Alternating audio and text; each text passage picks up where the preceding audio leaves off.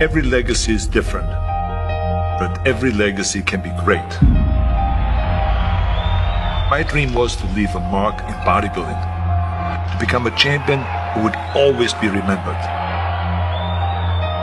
It took sweat, it took sacrifice and pain, but ultimately it led to triumph.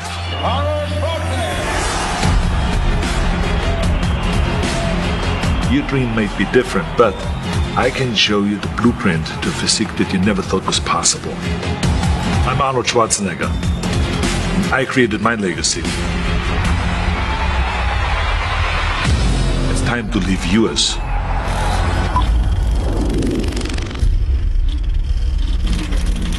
The biggest name in competitive bodybuilding is Arnold Schwarzenegger, the current and defending champion of Mr. Olympia. 28 years old, 6'2", 240 pounds.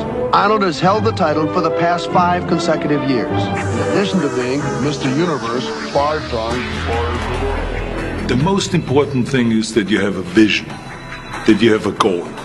To have that vision that I want to be the greatest bodybuilder of all time, you have to have a goal. Now, it doesn't have to be that specific goal, but it has to have some goal. This is why I always recommend to people, sit down, take your time, and start thinking about why do you want to work out?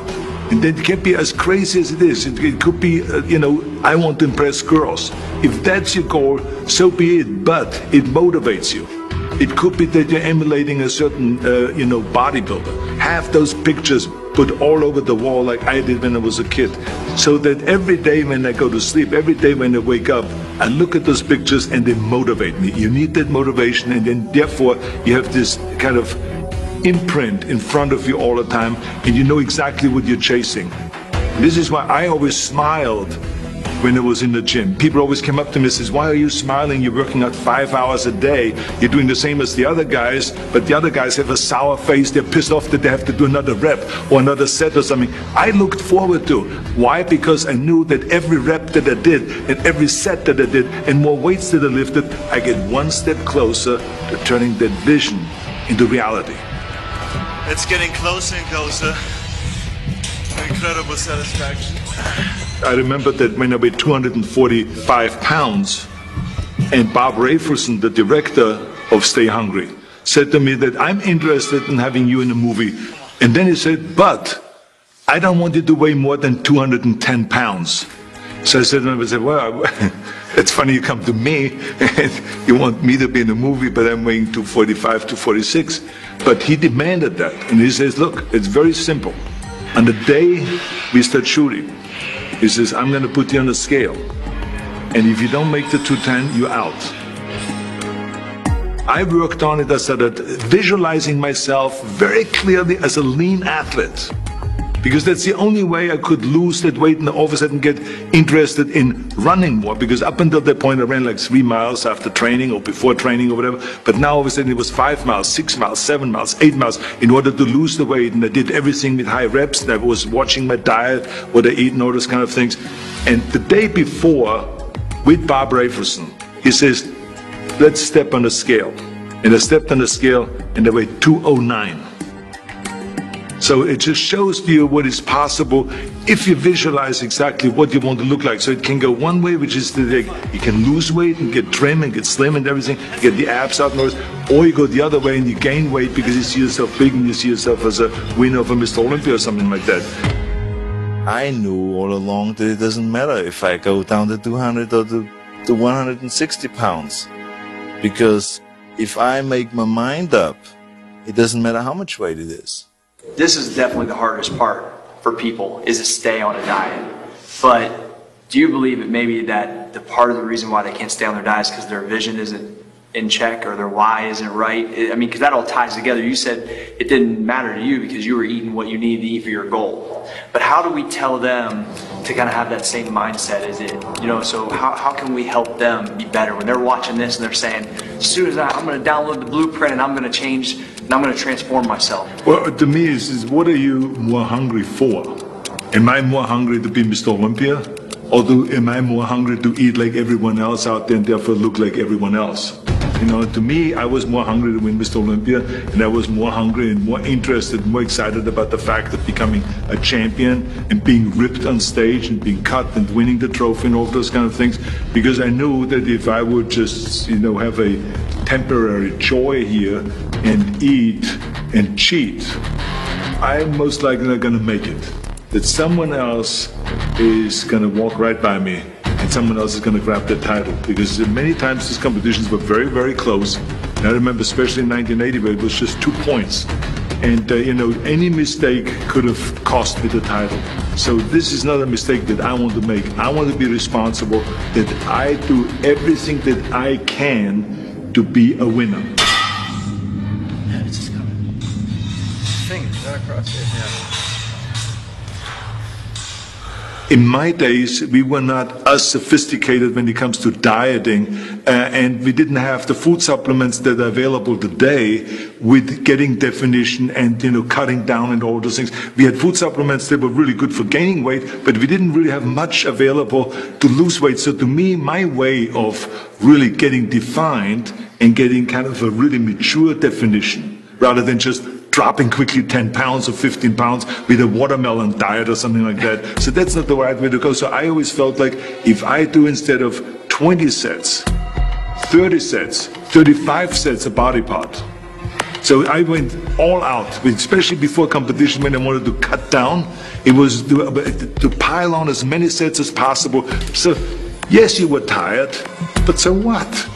You know, I never felt sorry for myself. Let me tell you that it all paid off.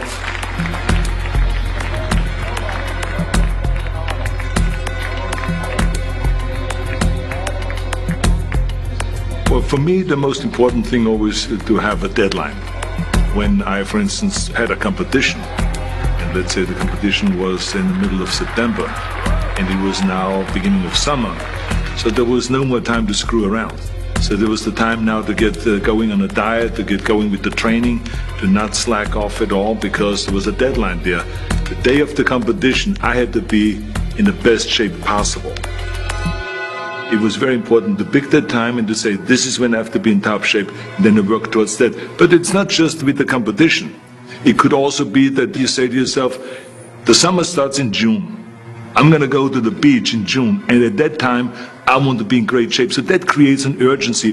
That makes you really start training hard and taking it seriously. Because if you don't have a specific plan, then you wander around. I mean, you can have the best ship or the best plane in the world, but if you don't have a specific goal where you want to go and when you want to get there, you just drift around and you never get anywhere. I feel the best right here, in this area. Okay? Outer head of the bicep. Now don't freak out when you see this biceps, okay? I know it's the best yet it's in, but... myself. Oh, please do so. Let's concentrate. Okay. Joe keeps saying we should concentrate, and I was concentrating to flex my biceps. I did concentrate. Okay. But the worst thing is that if you lose a competition or if you're not quite reaching your goal because you didn't do everything that you could do. And this is why I say to people, I said, you know, think about that twice, you know, before you grab something else. Stay on your diet, stay focused, and when you have that question, and if you're about to eat and cheat, think about what the goal is. And does this screw up now, or this need to having some fattening food, is this going to help you? But the key thing again is have the clear vision. Because then you never go to the gym and you say, today I feel down a little bit, I don't know what it is all about, I don't know my life, I'm confused. No, because that means that you haven't even set up your training partner. The training partner was always responsible to challenge you at all times. So that was the thing. Kind of in a fun way, but I mean there was challenge there so that you don't slack off, so you don't give yourself a break. Franco Colombo, who was my training partner, was responsible if I just blinked that he said, well, let's pump up the day. The day I challenge you to a bench press competition. Let's see if you can beat a 180-pound little guy. Let's see, and he would know how to push the buttons, because that's what the responsibility of a training partner is. So whenever people say, how can you be successful in bodybuilding or in lifting or in sports or in this, I always believe 100% in a training partner. We had a habit of after we trained at Gold's Gym that we would go and all go and have lunch together. but we would watch each other. Yes, people would have steak and a hamburger patty and all this, but if someone had the bread with a hamburger patty, we would bust them right then and there. So we were helping each other. Again, this is the responsibility, I think, of a training partner, that you help each other, even though you may compete against each other. You're known for being one of the most intense individuals in the gym. Did that fire just click on when you walked in the gym every day, or did it take a few sets to get to that point, or were you ready to rock as soon as you walked in the door? Because I was so enthusiastic about achieving my vision and winning one championship after the next, there was always excitement and enthusiasm there.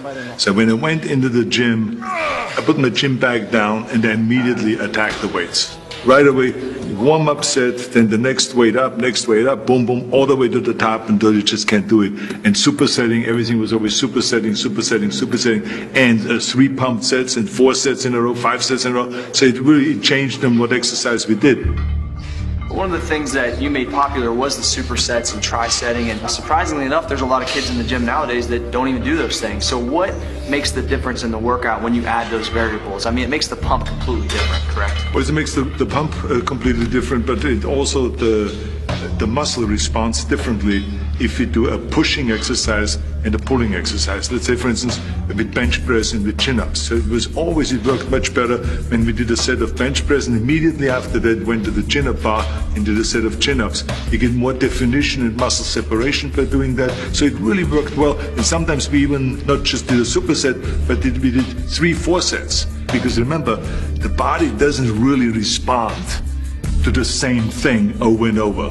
Right? You got to always give it the extra punch. So I think supersets and triple sets and quadruple sets and all of those kind of things create that kind of extra fire in the muscle.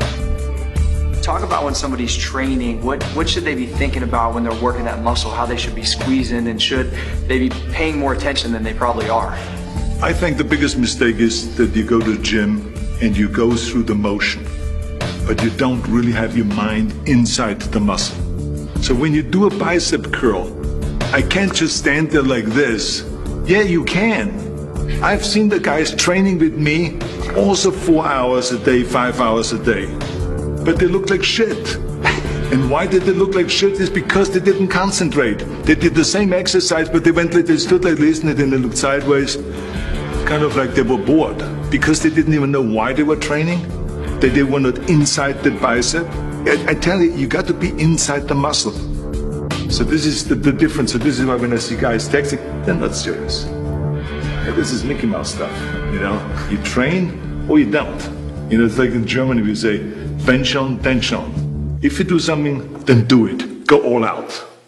You don't think it has anything to do with the mind? Because I think if my mind is right and if I can meditate myself into a real good pump, I get it.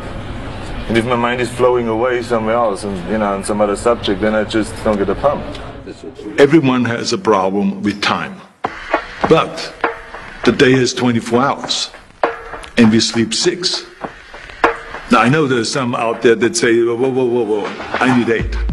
Well, I say just sleep a little faster. Because the bottom line is we have 24 hours are available, 6 hours of sleep, so you have 18 hours now available to your work, your family, your hobbies, and also to learn something new. Or you say, I'm gonna go and reshape my body. So you're gonna go and take this hour out of your schedule and say, I'm gonna train an hour every day. So this is for most people a huge challenge, but it is totally doable, I can tell them, because the kind of things that I did when I came to this country, I mean, I went to school, I was working in construction, I was working out my 5 hours a day, I was taking acting classes from 8 o'clock at night to 12 midnight, I was doing all of those things. I wanted to make sure that I don't waste 1 single hour. Don't give me this thing, I have a difficult time with the time and I don't have time for this and I don't have that. You have time, you make the time. When the President of the United States has time to work out, when the Pope has time to work out, then you have time to work out. The goal is to have a perfect body, a perfect developed body. You have to go on forever. Move to my house and you'll see one. You have to go on forever.